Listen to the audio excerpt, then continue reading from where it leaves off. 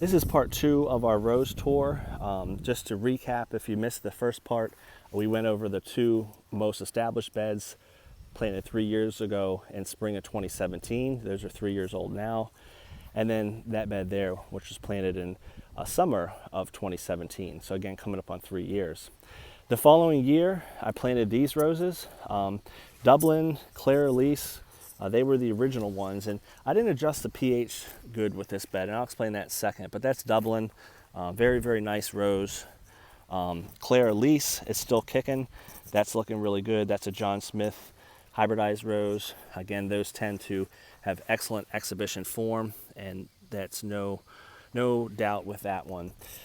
Now the other roses in this bed are replacements. I had some that just didn't make it through the winter. This is Crescendo. We've already showed you that in the other bed. Again, this was actually just planted in summer 2019, as was this Veterans Honor. I'm going to have to dig this up because unfortunately, in addition to some winter issues I've had, this has virus. It might be hard to see with me just spraying, but it came, and after about a month or so, I noticed the virus on it. And once you get virus, doesn't go away.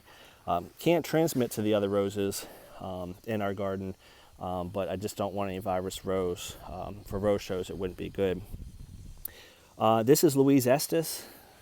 First real year growing it. What I mean by that, this was planted in a pot as a maiden rose in spring of last year. So spring of 2019. Potted up, grew in the summer, planted late summer, and this is why I love maiden roses. Look at these huge canes. So this is the first full year in the ground. Last year was mainly in a pot, and you can see it's kicking butt already. And this one, Let Freedom Ring, was planted summer of 2019. So you can see this was the next bed that was originally planted in 2018, but only Elise and Dublin survived.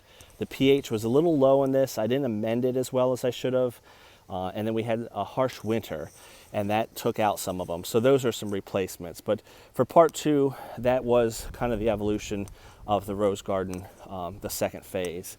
In addition, on the second phase, we started to expand to the backyard, and I wanted to make this more of a fragrance garden. So this is Dolly Parton. This is from Palatine Roses. I was kind of getting tired of getting some virused roses, so I went back to Palatine. They grow on multiflora. Cannot recommend them more. They're outstanding. I still think they deliver the best bare root roses, and it's not even close for root system and length of cane. Mr. Lincoln, if you're trying to recommend a rose to a new person, go with Mr. Lincoln. Look at the growth habit on this. Long stems. It's a red rose. I don't have any open right now, I don't think. But the fragrance is outstanding. You can see the red rose back in there. But it grows well, smells good. I would recommend that. Another one I would recommend is this one. This is Elena. On the ARS growth rating, it has an 8.4 or 8.5, which is very, very high. Big leaves, plenty of blooms. It's a prolific bloomer. Look at all these buds. It's a yellow rose. The only 2 downsides I see here in the south, as far as exhibition goes, in terms of a rose show, that's a huge bud. I did very well with this bush up in New York. It seemed to prefer a cooler climate, and what I mean by that is the rose would open slower, so it tended to have form longer. For just a pure rose standpoint for shows, this opens a little too quick in the south. Maybe in the spring it'll be okay, but I haven't had luck with it as much as I did up north. And the other thing, it's a bright colored yellow. Yellows and whites attract thrips. I'll show you that on part 3, an example. I have a lot of thrips in my garden. I haven't been able to get ahead of them.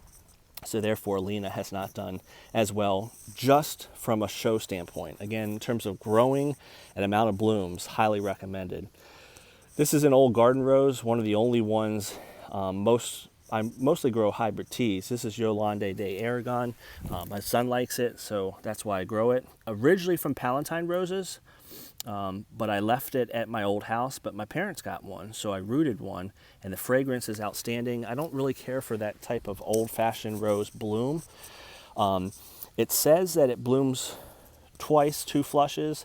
I've tended to notice the spring bloom is prolific, and then as we get into the fall, we don't really have much of a second bloom. But it's from 1843, and it's by far one of the best growing roses in the garden, and the fragrance is outstanding.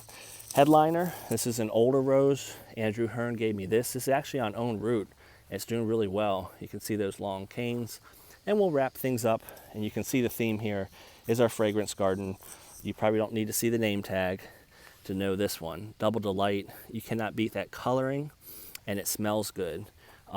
In terms of my Hall of Fame, in terms of recommendations to people, I would probably put Mr. Lincoln ahead of it because it grows better. You can see quite clearly here it's much taller. But Double Delight is in the conversation because of the fragrance and that color you can't beat.